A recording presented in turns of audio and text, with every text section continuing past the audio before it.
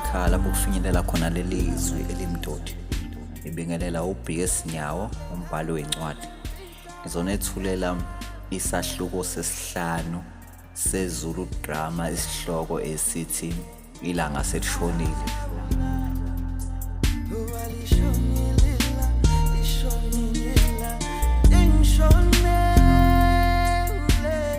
Isithombe mkhondo.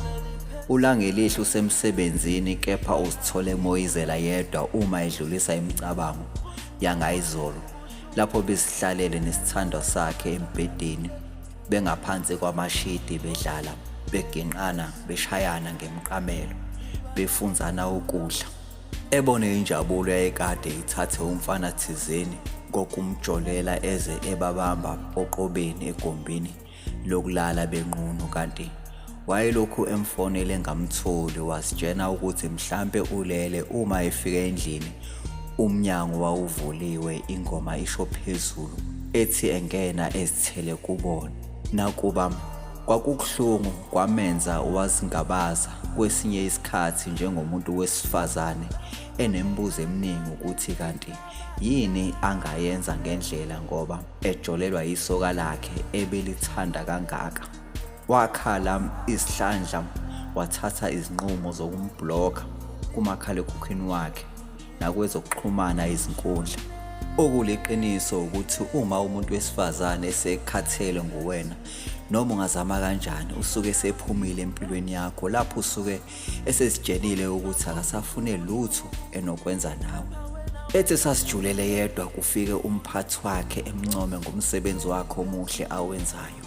Ubukeka uhlukile kulamasonto kodwa noma ngabe yini lena oyenzayo uyakusebenzela ungayiyeki. Umphathi kaLangelihle ungumuntu wesilisa oshadile onezizotha futhi obahloniphayo abasebenzi ngokwesigaba zabo. Kodwa ke useke wazama kaningi ukuthi encenga uLangelihle ukuthi bephume bayosihlalela nje bobabili kwiholide kodwa kusho ukuthi uLangelihle akusiye leyo nhlobo yowesifazane uyawuhlonipha umzimba wakhe kanti wazitshena ukuthi akasoze wajola noma walala nomuntu akasebenza naye noma ushadile.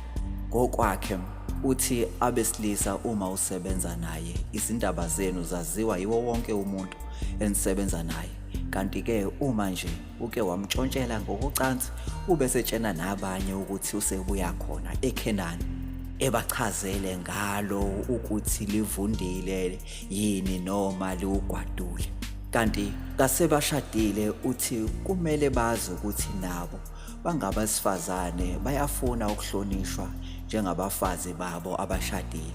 Ngakho angeke wavuma oshadileyo amsebenzisele ucansi noma inini uma efuna yena kepha uma yena emfuna engamthola angeke wakwazi ukunderstanda ukuthi umuntu ngoba engamtholi kusho ukuthi unomunye esho ecabanga ukuthi mhlambe ngabe bayaqabulana benza inkonzo yasekamelweni ezephimisele. Angeke nje ngibe isicathalala somuntu ngilinde yena ukuthi uma esefuna kube uma ngembona.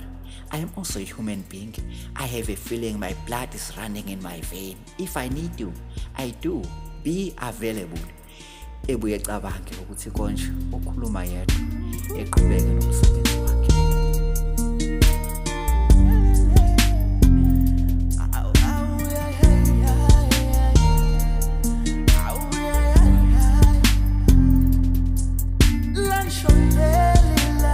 Siyabonga abalaleli ngokuthi nithamele lesi siqephu isahluko sesihlanu. Igama lami ngoBS Nyawo. Cela ke niwulandele lo msebenzi ofuna amakhophi noma isoft copy ngaxhumana kule number ethi 079 750 3383. Angiphinde 079 750 3383 yafoneleka iya WhatsApp. Cela niphinde sihlangane futhi kwesilandelayo isiqephu. Siyathokoza.